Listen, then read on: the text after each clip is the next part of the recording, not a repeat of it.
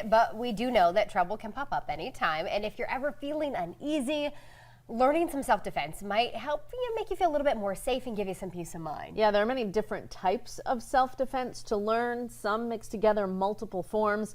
So we're going to get a lesson this morning. Cheryl Brayboy is live at A&R Tactics in Charlotte. Cheryl, empowering people today to protect themselves. I love that. Yeah, I love it too. A lot of us watch a whole lot of true crime, right? And we have those fears circulating in our minds. And today we're going to learn how to defend ourselves in the worst case scenario. I'm joined by Kenny Florian. A lot of you guys know him from the UFC, former fighter and announcer as well, right? With BattleBots and.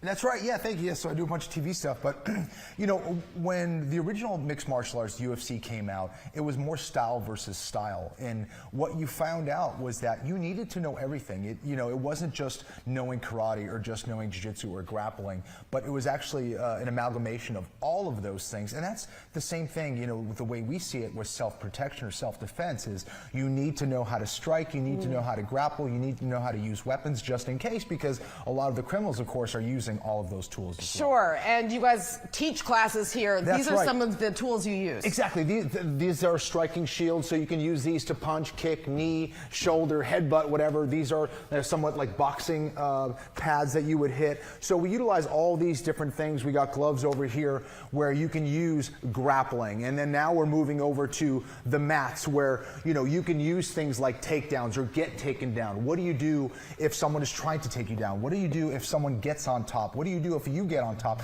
So these are all scenarios that you need to know if you want to be as well-rounded and capable to defend yourself. Very good. We're going to bring in Antonio Rivers here, who's spent 17 years on the police force, and you guys are going to show us a few moves. Yeah, here's my business partner, Antonio Rivers. So we do different scenarios. Being pinned up against something like a wall, if you're in an alleyway, if you're in a hallway, if you're up against a car and someone goes to surprise you, you can make things either very easy or very difficult based on how you position your body. So if I'm here and I'm trying to pin Rivers up against the car or whatever, it's important that he gets inside position on me, which means inside of my arms, where now he can start to mobilize himself. Now, from here, I can pin him right up against the wall or the car here, but as soon as he starts to blade his body and get low, I can no longer pin him as effectively, and he can go and turn me, push away, and get out. Or from this position, with his body on the inside, he has things like knees to the inside of my legs,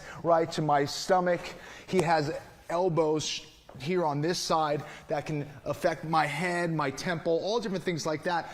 It's easy to break your hands, your elbows, very hard part of your body. You don't need a whole lot of space to land. You can cut people up, you can knock them out, you can hurt them, you can disorient them to get them off of you. So, super important. It's very important, especially as a woman. And in a little while, you guys, we're going to get deep into what it means to have these skills as a woman. Yes. But show me the basics right now. Yeah, so basically, one of the most important things is just how you position your body, being balanced.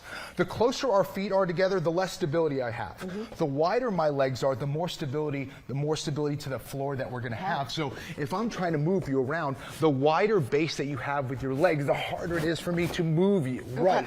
The lower you are, the better it is for you, because then you can start to effect force on me. If you're too tall, I can actually move you around. Does that make sense? Very good. Yeah. Very good. All right. So if an assailant comes in. Yes. I'm walking down the street. Right. There's a wall nearby. Sure. You can potentially pin me against the wall. Exactly. I'm going to center myself, go low. Correct. And use my weapon. He's a good student, excellent student. Exactly. That's the key. First and foremost is like being aware. Are there any shady characters walking around? Are you turning your back to the action that's behind you? Making sure that you're using situational awareness, using your eyes, staying hypervigilant, keeping things in front of you, seeing a threat coming. Sometimes that's not always the case. I can go up, boom, start attacking you, and then now it's up to you to figure out, adjust your body, and then you're out. Cheryl just beat me. Of course, I beat the UFC fighter.